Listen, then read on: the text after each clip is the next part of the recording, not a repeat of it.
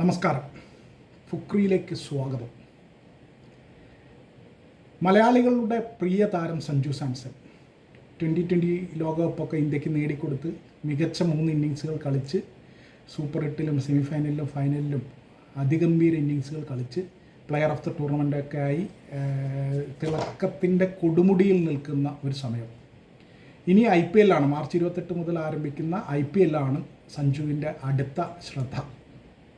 ഇത്തവണ സഞ്ജു ചെന്നൈ സൂപ്പർ കിങ്സിന് വേണ്ടിയാണ് കളിക്കുക. മഹേന്ദ്ര സിംഗ് ധോണിയുടെ ചെന്നൈ സൂപ്പർ കിങ്സിന് വേണ്ടിയാണ് കളിക്കുക. രാജസ്ഥാൻ റോയൽസ് കഴിഞ്ഞ ഒട്ടേറെ സീസണുകൾ കളിച്ച രാജസ്ഥാൻ റോയൽസ് ഇത്തവണ ചെന്നൈ സൂപ്പർ കിങ്സിന് വിട്ടുകൊടുത്ത സഞ്ജു സാംസണ് ചെന്നൈ 18 കോടി രൂപയാണ് പ്രതിഫലമായി നൽകുന്നത്. 18 കോടി രൂപ. കഴിഞ്ഞ തവണ രാജസ്ഥാൻ റോയൽസ് കഴിഞ്ഞ സീസൺ കളിക്കുമ്പോൾ 18 കോടി രൂപയാണ് സഞ്ജുവിന് കൊടുത്തത് എന്ന് റിപ്പോർട്ടുണ്ടായിരുന്നു. അതേ 18 കോടി രൂപയാണ് ചെന്നൈയിലും സഞ്ജുവിന് കിട്ടുക. ഒപ്പം 2020 ലോകകപ്പ് ജയിച്ചതിൻ്റെ സന്തോഷത്തിൽ ഇന്ത്യൻ ടീമിന് ഒട്ടാകെയായി BCCI 131 കോടി രൂപയുടെ സമ്മാനത്തുക പ്രഖ്യാപിച്ചിരുന്നു. അങ്ങനെ വരുമ്പോൾ ഒരു താരത്തിന് ടീമിലുള്ള ഒരു ടീം അംഗത്തിന് 6 കോടി രൂപയാണ് കിട്ടുന്നത്. അപ്പോൾ IPL മുമ്പ് തന്നെ സഞ്ജുവിന് 18 + 6 24 കോടി രൂപയായി.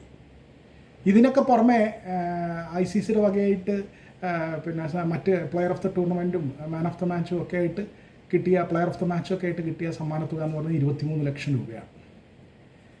അത് ഏതാണ്ട് പിന്നെ 24,4 കോടി രൂപയാണ് ഈ വിധത്തിൽ കിട്ടുന്നത്.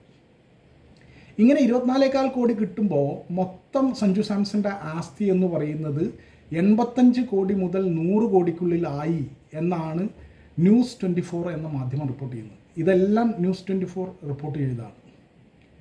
അപ്പോൾ 100 കോടി രൂപയോളം ആസ്തിയുള്ള ഒരു താരമായി നമ്മുടെ സഞ്ജു സാംസൺ മാറിയിരിക്കുകയാണ്. വല്ലാത്തൊരു സമ്പന്നം തന്നെ അല്ലേ. ശതകോടീശ്വരൻ ആയിരിക്കുകയാണ്. ഏതാണ്ടായി എന്ന് പറയാം. സഞ്ജു സാംസൺ ചെറുതല്ല, വളരെ വളരെ വളരെ വലുതാണ്. 100 കോടി രൂപ.